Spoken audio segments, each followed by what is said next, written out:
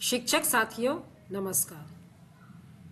जैसा कि आप लोगों को पता है, निष्ठा 3.0 FLN के मॉड्यूल 9 का कोर्स बुनियादी संख्यात्मकता 1 फरवरी से शुरू हो चुका है।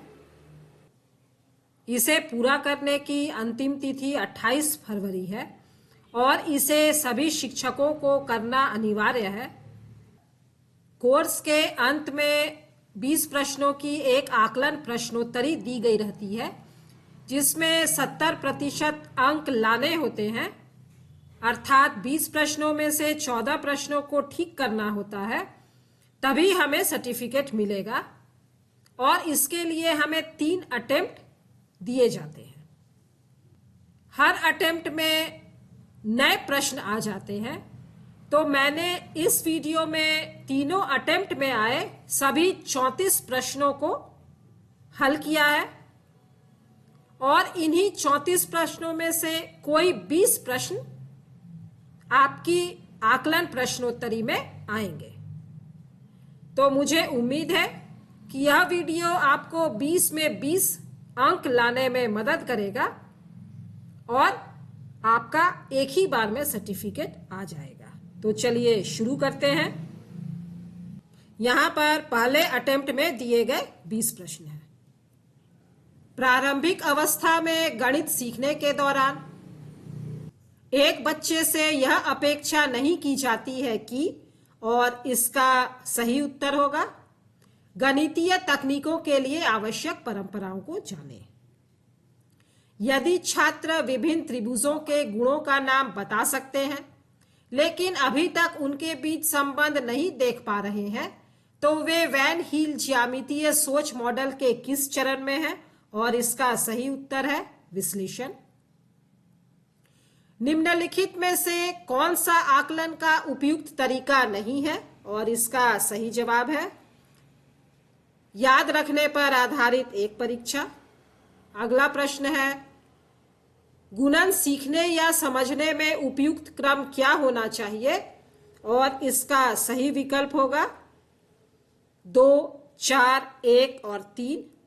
अगला प्रश्न है, वैन हील के ज्यामितीय विचारों के स्तर के अनुसार दूसरा स्तर क्या है? अमूर्तीकरण। निम्नलिखित में से कौन एक गणितीय प्रक्रिया नहीं है? रटकर याद रखना। एक संग्रह की कॉर्डिनैलिटी को तुरंत समझने की क्षमता आमतौर पर बिना गिनती के 4 या 5 से अधिक नहीं को कहा जाता है सुबिटाइजेशन। निम्नलिखित में से कौन सा बुनियादी संख्यात्मकता का घटक नहीं है? संख्या के नाम याद रखना। पूर्वशालीय शिक्षकों को निम्नलिखित में से किससे बचना चाहिए? बच्चों को संक्रियाओं की समझ से पहले संख्यान लिखने को कहना। निम्नलिखित में से कौन डेटा प्रबंधन का एक घटक नहीं है? डेटा का निर्माण। निम्नलिखित में से कौन संख्या की समझ विकसित करने के लिए एक महत्वपूर्ण कौशल नहीं है? संख्या नामों का बोलना।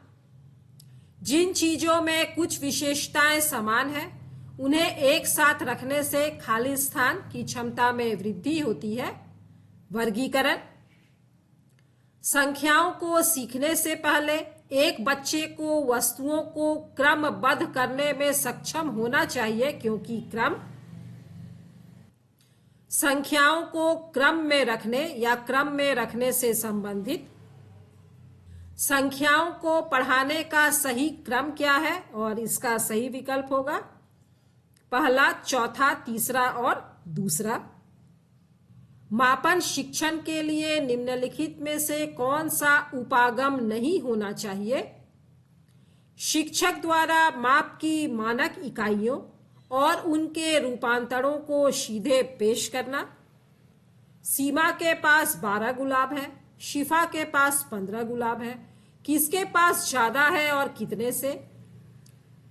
उपरोक्त शब्द समस्या में किस घटाव संदर्भ का प्रयोग किया गया है? तुलना।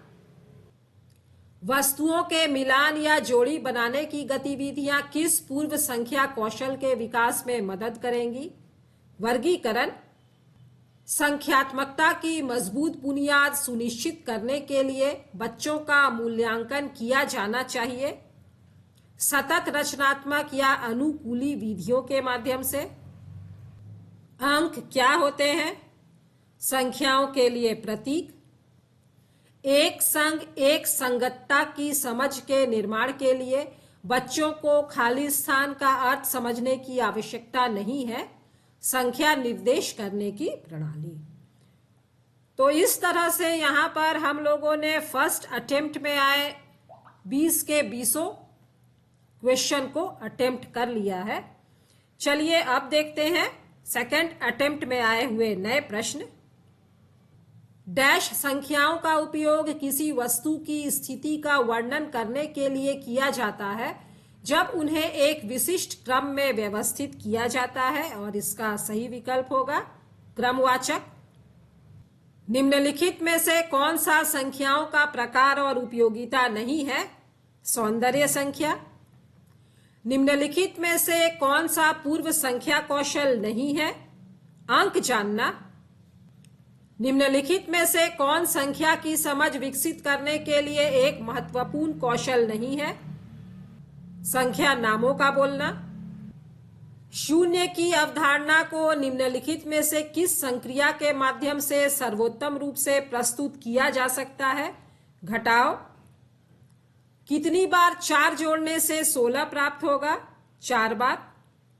निम्नलिखित में से कौन सा परिदृश्य जोड़ और घटाव से संबंधित शब्द समस्याओं में शामिल नहीं है? वस्तुओं का वर्गीकरण। निम्नलिखित में से कौन सा सत्य नहीं है? सभी आयत वर्ग होते हैं।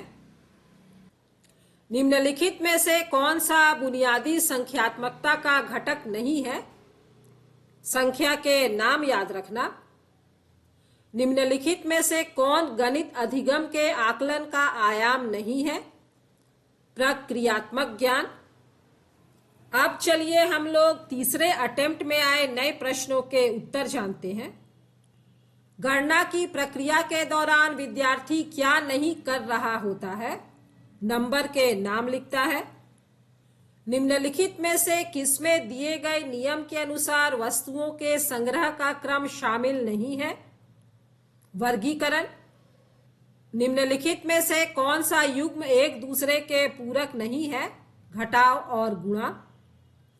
निम्नलिखित में से कौन सा परिदृश्य जोड़ और घटाव से संबंधित शब्द समस्याओं में शामिल नहीं है? वस्तुओं का वर्गीकरण। निम्नलिखित में से कौन सा गुणन सीखने का सबसे महत्वपूर्ण पहलू है? गुणन को कितनी बार जोड़ने के रूप में समझना। वह प्रक्रिया जिसके द्वारा व्यक्तियों के बीच गणितीय प्रतीकों, संकेतों, आरेखों, आलेखों के माध्यम से सूचनाओं का आदान प्रदान किया जाता है के रूप में जाना जाता है गणितीय संचार। निम्नलिखित में से किसमें एक संग एक संगतता शामिल नहीं है? समूहन।